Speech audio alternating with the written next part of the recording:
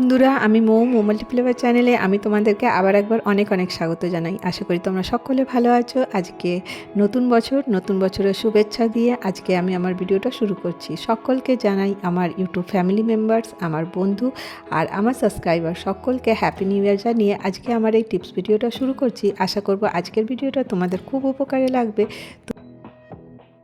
আজকে আমি তোমাদের জন্য নিয়ে এসেছি খুব ইন্টারেস্টিং একটা ভিডিও। আশা করব আজকের ভিডিওটা তোমাদের খুব উপকারে লাগবে। ছোট ছোট জিনিস কিন্তু ওগুলো জানা থাকলে কিন্তু আমাদের গৃহিণীদের কাজ কিন্তু অনেকটা সহজ হবে।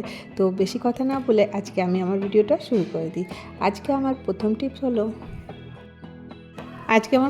হলো দেখো, এটা একটা স্টিলের গ্লাস আর এটা খুব খারাপ হয়ে গেছিলো, তো আমি এটা রিইউজ করব।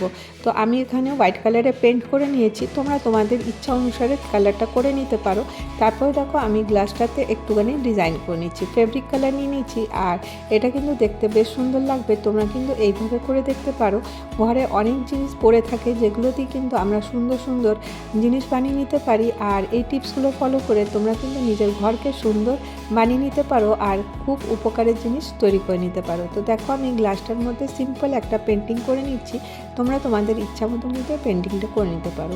তো খুব সহজ, আমি হোয়াইট কালারের ডোর পেন্ট দিয়েছিলাম, তারপর পেন্টটা শুকিয়ে যাওয়ার পরে আমি ফেব্রিক কালার দিয়ে এইভাবে ডিজাইন করে নিচ্ছি।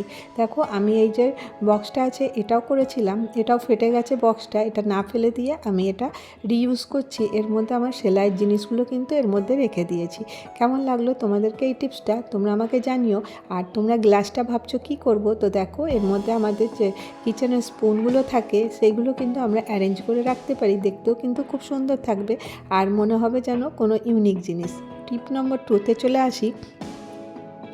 এরকমের শাড়ি, যে ভারী শাড়িগুলো থাকে এটা আমরা দেখো ইউজ করি। এরপরে কি হয় দেখতে, আমরা যখন কোনো পার্টিতে যাই তো তখন পিন আপ করলে কিন্তু শাড়িটা পিনটা কিন্তু লাগাতে খুব অসুবিধা হয় আর ছিঁড়ে যাওয়ার ভয় থাকে। তো দেখো আমি কিভাবে তোমাদের সাথে শেয়ার করছি। শাড়িটা এইভাবে অ্যারেঞ্জ করে নেবে, খুব সোজা। এইভাবে যে আমরা আঁচলটা করি ওটা করে নেবে, দিয়ে এখানে আমি দেখো একটা সেফটি পিন লাগাচ্ছি। তো সেফটি পিন দেখবে ভারী শাড়ি হওয়ার কারণে সেফটি পিনটা কিন্তু ঢুকতে চায় না। তো তখন তোমরা এখানে একটা টিপস ফলো করতে পারো। তো দেখো আমি এখানে একটা সেফটি পিন নিয়ে নিয়েছি আর এখানে নেল কাটার নিয়ে নিয়েছি। নেল কাটারে দেখো সেফটি পিনটা এইভাবে ঘষে নেবে, তো দেখবে এর মুখটা একদম শার্প হয়ে গেছে। তার কারণে কিন্তু খুব ইজিলি কিন্তু আমরা যে শাড়িতে আমরা লাগিয়ে নিতে পারবো। তো দেখো এইভাবে নেল ফাইল নালে যে নেল কাটার আছে ওটা দিয়ে কিন্তু ফাইল করে নিলাম। তারপর দেখো খুব সহজেই কিন্তু এটা লাগিয়ে নিতে পারছি।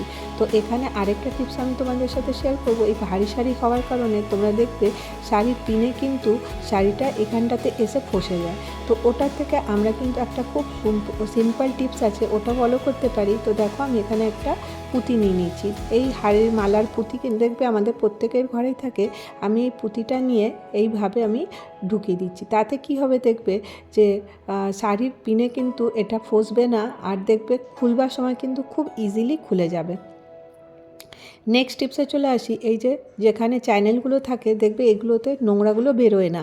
তো আমি একটা এখানে ব্রাশ নিয়ে নিচ্ছি, একটা পেন্টিং ব্রাশ পাতলা, আর দিয়ে ওটাকে আমি এইভাবে পরিষ্কার করছি। তো দেখছো এটা বেরোচ্ছে না, তো আমি এখানে একটা কাগজ দিয়ে দিয়েছিলাম তার উপরে রাখছি। তো দেখো কতগুলো নোংরা বেরিয়ে গেল।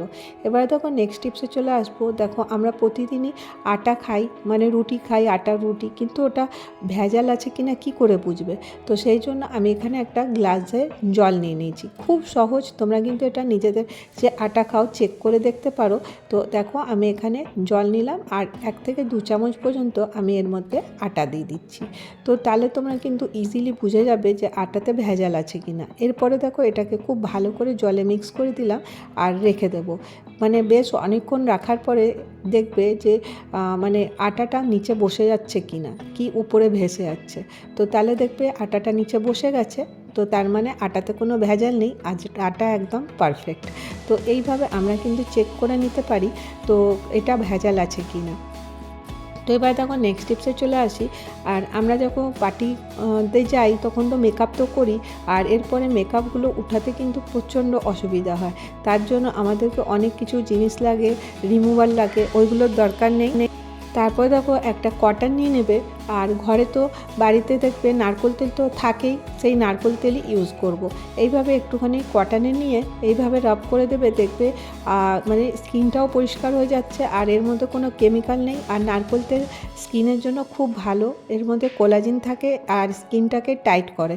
তো আমরা কিন্তু নারকেল তেল দিয়ে মেকআপগুলো সরিয়ে নিতে পারি, খুবই সহজ। দেখো, আর নেক্সট টিপসে চলে এলাম। দেখো এখানে আমার পার্সটা আছে, এটা একটু পুরানো লাগছে, এটাকে নতুন করব। তো আমি একটু ভ্যাসলিন নিয়ে নিলাম, দিয়ে কটনে দিয়ে এইভাবে ঢলে দিচ্ছি। তো দেখবে কতটা পরিমাণ চকচক করবে, মনে হবে যেন নতুন পার্স কিনে এনেছি। তো এই ছোট্ট ছোট্ট টিপসগুলো যদি আমরা ফলো করি, দেখবে আমাদের দৈনন্দিন জীবনের কিন্তু অনেকগুলো কাজ কিন্তু সলভ হয়ে যাবে। তো দেখো এই যে এটা রিমোটটা আমি ইউজ করার পরে, এখন তো শীতকাল, তো কী করব, রিমোটগুলো কিন্তু রিমোটের থেকে দেখো ব্যাটারিগুলো খুলে বার করে দেবো। তাতে কি হবে, রিমোট কিন্তু ভালো থাকবে আর ব্যাটারিটাও কিন্তু ডাউন হবে না। তো তোমরা এই ছোট ছোট টিপসগুলো ফলো করতে পারো আর তারপরে এটা বন্ধ করে রেখে দাও। যখন আবার দরকার হবে তারপরে তখন কিন্তু এটা ইউজ করবে। এইভাবে আমি এগুলোকে রেখে দিই। তোমরা যে কোনো জিনিসের, বাচ্চাদের খেলনার ব্যাটারিও কিন্তু এইভাবে সরিয়ে রাখতে পারো। নেক্সট টিপসে চলে আসি। এই যে এই ক্লিপগুলো আমাদের প্রত্যেক দিন কাজে আসে। তো বলো আমরা এটাতে কী টিপস করব। তো দেখো একটা চুড়ি নিয়ে নিচ্ছি, এর মধ্যে আমি এই ক্লিপগুলো লাগিয়ে রেখে দিচ্ছি। কেন বলো তো, এগুলো লাগিয়ে রেখে দিলে আমি যখন কাপড় শুকাতে যাব তখন ইজিলি পেয়ে যাব। আর এটা কিন্তু এক জায়গাতেই থাকবে, নিয়ে যেতেও সুবিধা হবে আর এটা কিন্তু হারাবে না।